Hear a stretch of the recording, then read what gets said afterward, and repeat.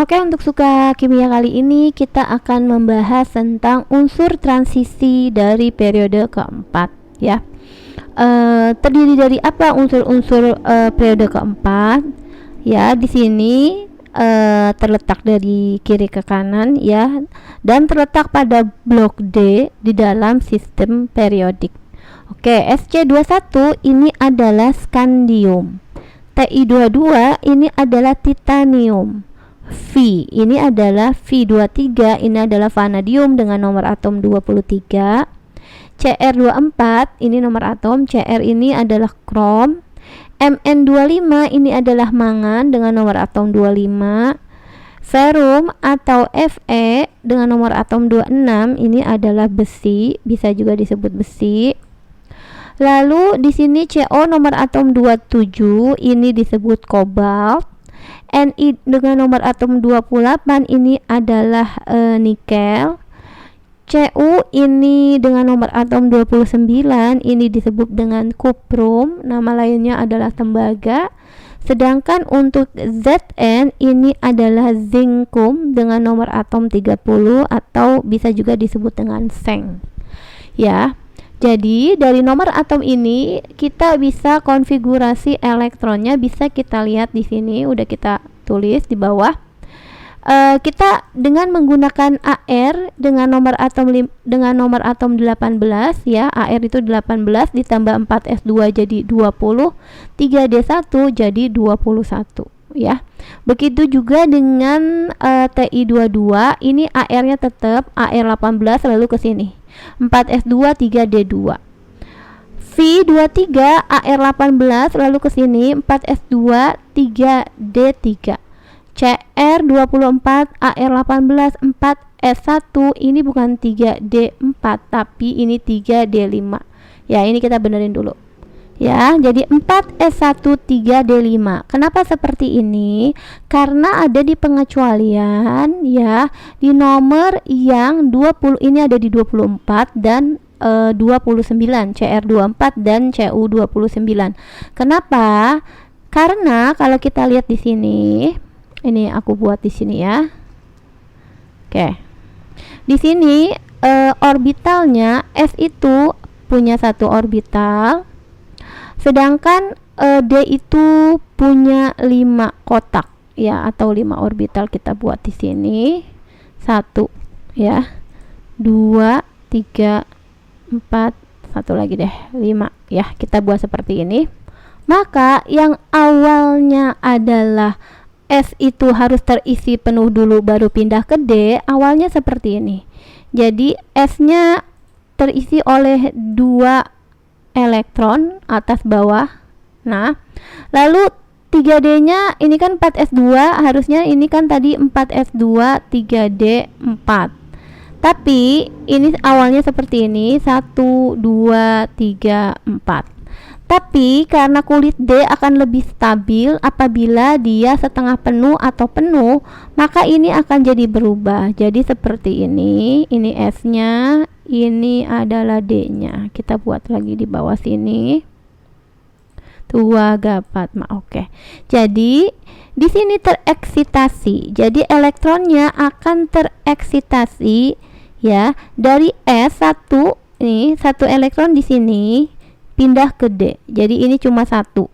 Yang awalnya ini 4, 1 2 3 4, ini tereksitasi ke 1 di D. Nah, seperti ini.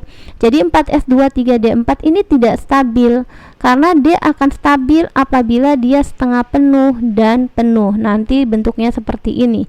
Sehingga 3D-nya adalah 3D5. 4s1 3d5 inilah yang benar ya.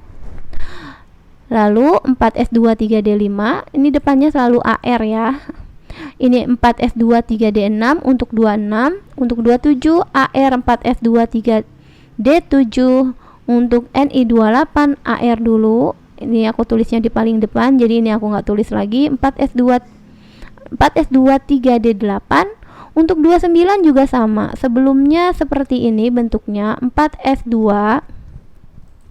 ya 3d Nah, ini kurang stabil.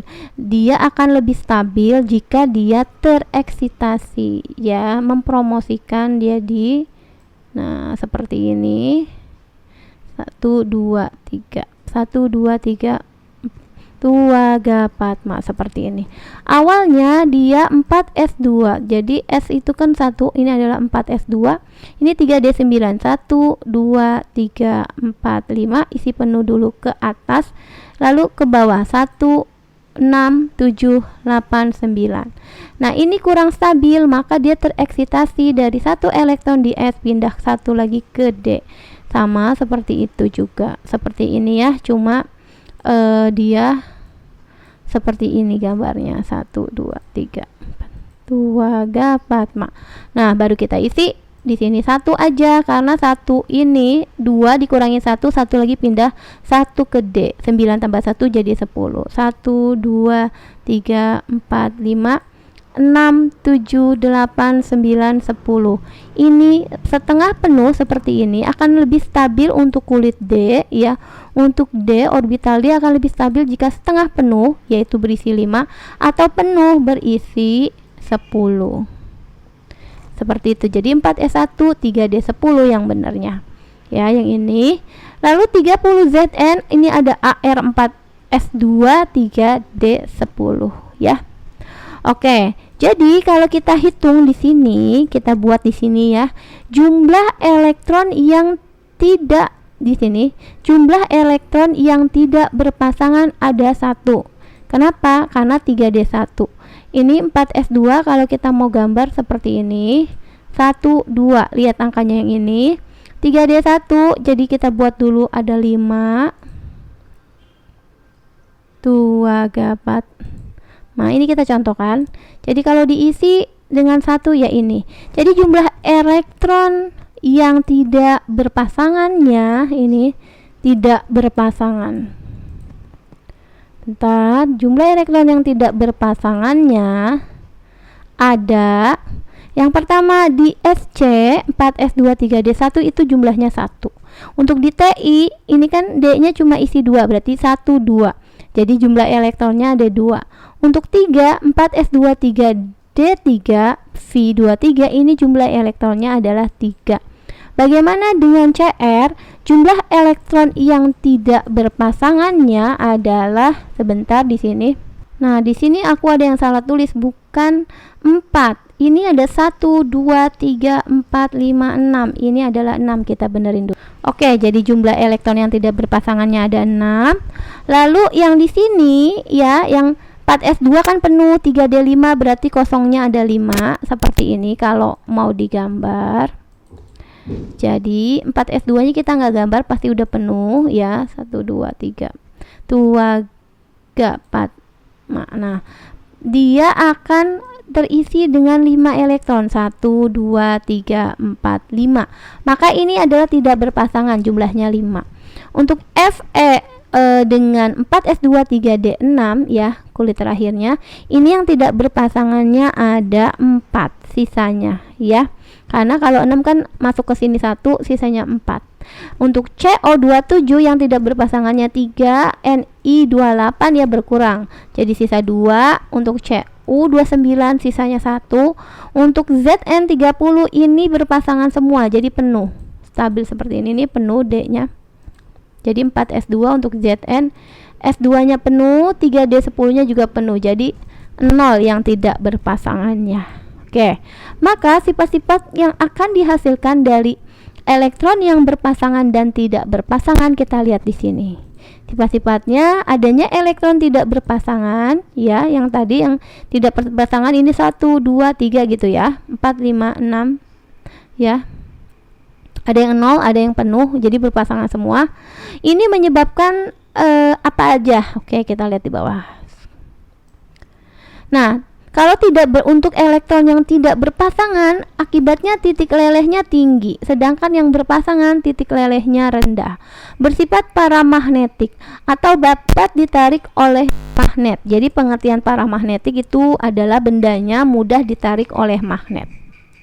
Nah, jadi kalau tidak berpasangan itu menyebabkan dapat ditarik oleh magnet atau mudah ditarik oleh magnet, maka semakin banyak elektron yang tidak berpasangan, maka semakin kuat sifat dari magnetnya yang kita sebut dengan ferromagnetik. Jadi kalau kita lihat di atas ini ya, ini kan makin banyak yang tidak berpasangan, ini makin kuat sifat magnetnya, disebut dengan ferromagnetik nih, 65. Lalu bagaimana yang dengan yang tidak berpasangan, yang berpasangan ya, untuk sifat magnetnya dia kebalik. Kalau untuk yang berpasangan bersifat diamagnetik. Diamagnetik itu artinya ditolak atau sulit ditarik oleh magnet. Oke, sekarang kita lihat lagi sifat yang nomor 3 untuk elektron yang tidak berpasangan. Akibatnya adalah biloksnya bisa bermacam-macam, lebih dari satu biloks. Bisa dari Fe ada 2 dan 3, Cu plus 1 plus 2, V ada plus 2, plus 3, plus 4, dan plus 5. Yang berpasangan, untuk elektronnya semua yang berpasangan ini mempunyai satu bilok, misalnya Fc dan Zn. Kalau kita lihat di sini, sebentar. Nomor 4, umumnya senyawanya berwarna. Untuk yang elektron tidak berpasangan, senyawanya adalah berwarna. Contohnya ini Fe2 plus hijau, sedangkan Fe3 plus kuning, jadi warnanya khas. CO2 plus pink, CO3 plus ungu, dan lain sebagainya. Sedangkan untuk tadi jumlah yang memiliki elektron yang berpasangan, senyawanya kebalik, tidak berwarna. Ya, sampai 4 perbedaannya. Yang kelima, kalau untuk jumlah memiliki jumlah elektron yang tidak berpasangan akan menghasilkan ini bersifat katalis yang baik, baik itu dalam metabolisme dalam tubuh maupun industri. Biasanya dipakai untuk apa? Dalam industri F2O3 dalam proses Haber-Bosch proses pembuatan besi ya. Ni pembuatan margarin, P2O5 digunakan dalam proses kontak pembuatan asam sulfat, TiCl pembuatan plastik. Kita lihat lagi di sini.